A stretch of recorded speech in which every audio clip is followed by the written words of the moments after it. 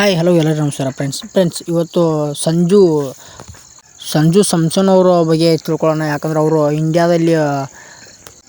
ಟೀಮ್ನಲ್ಲಿ ಮತ್ತು West Indies ಟೀಮ್ನಲ್ಲಿ ಅದರ ಬಗ್ಗೆ ವಿರುದ್ಧವಾಗಿ ಯಾವ ಥರ ಬ್ಯಾಟಿಂಗ್ ಆಡಿದ್ದಾರೆ ಅಂತ ಅವ್ರ ಬಗ್ಗೆ ನಾವು ತಿಳ್ಕೊಳ್ಳೋಣ. ಅದಕ್ಕೆ ಮುಂಚೆ ಚೆನ್ನಾಗಿ ಹೊಸರಾಗಿದ್ದರೆ ನನ್ನ ಚಾನಲ್ಗೆ ಸಬ್ಸ್ಕ್ರೈಬ್ ಮಾಡ್ಕೊಳ್ಳಿ ಫ್ರೆಂಡ್ಸ್. ಯಾವುದೇ ಒಂದು ಕ್ರಿಕೆಟ್ ವೀಡಿಯೋಸ್ ಹಾಕೋದ್ರಿಂದ ನಿಮ್ಮ ನೋಟಿಫಿಕೇಷನ್ ಬರುತ್ತೆ, ಅದರೊಂದು ಸಲುವಾಗಿ ನನ್ನ ಚಾನಲ್ಗೆ ಸಬ್ಸ್ಕ್ರೈಬ್ ಮಾಡ್ಕೊಳ್ಳಿ ಫ್ರೆಂಡ್ಸ್. ಸಂಜು ಸ್ಯಾಮ್ಸನ್ ಅವರ ಒಂದು ಬ್ಯಾಟಿಂಗ್ನಲ್ಲಿ ಅವ್ರದ್ದು ಫ್ಯಾನ್ಸ್ ಆಗಲಿ ಮತ್ತು ಇಂಡಿಯಾ ಟೀಮ್ನಲ್ಲಿ ಆಗಲಿ ಒಂದು ಹೆಮ್ಮೆಯಾದ ವಿಷಯನೇ. ಯಾಕೆಂದರೆ ಅವ್ರಿಗೆ ಫ್ಯಾನ್ಸ್ ಕೂಡ ಫಿದಾಗ್ಯಾರಂತ ಹೇಳ್ಬೋದು. ಯಾಕಂದರೆ ಅಷ್ಟು ಚೆನ್ನಾಗಿ ಒಂದು ವೆಸ್ಟ್ ಇಂಡೀಸ್ ವಿರುದ್ಧದಲ್ಲಿ ಅಷ್ಟು ಚೆನ್ನಾಗಿ ಬ್ಯಾಟಿಂಗ್ ಮಾಡಿದ್ದಾರೆ ಈ ಇಂಡಿಯನ್ ಟೀಮ್ನಲ್ಲಿ.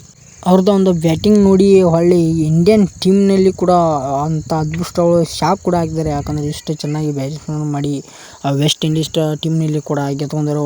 ಹೋದ ಸಲ ಅಂದರೆ ಹಿಂದಿನ ಮ್ಯಾಚ್ನಲ್ಲಿ ಅವರು ವೆಸ್ಟ್ ಇಂಡೀಸ್ ಅವರು ಮಾಡಿದ್ದಾರೆ, ಅವ್ರಿಗೆ ಒಂದು ರಿವೆಂಜ್ ಕೂಡ ತೀರಿಸ್ಕೊಂಡಂತ ಆಯಿತು. ಅಷ್ಟು ಚೆನ್ನಾಗಿ ಸಂಜು ಅವರು ಬ್ಯಾಟಿಂಗ್ ಮಾಡಿದ್ದಾರೆ.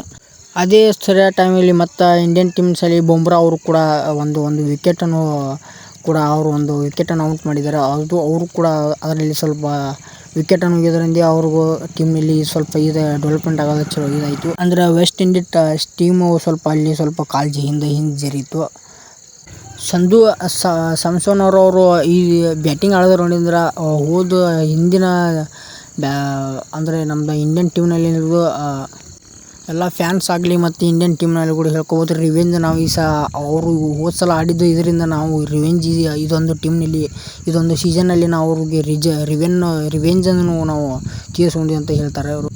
ಈ ಥರ ಆಟ ಆಡಲಿಕ್ಕೆ ಸಂಜು ಅವರು ಕೂಡ ತುಂಬ ಚೆನ್ನಾಗಿ ಬ್ಯಾಟಿಂಗ್ ಮಾಡೋದ್ರಿಂದ ಸಂಜು ಅವರು ಇದಾಯಿತು ಫ್ರೆಂಡ್ಸ್. ಇದೇ ಥರ ಕ್ರಿಕೆಟ್ ಅಪ್ಡೇಟ್ಗಾಗಿ ನನ್ನ ಚಾನಲ್ ಸಬ್ಸ್ಕ್ರೈಬ್ ಮಾಡಿ. Thank you all friends, support ಮಾಡಿ.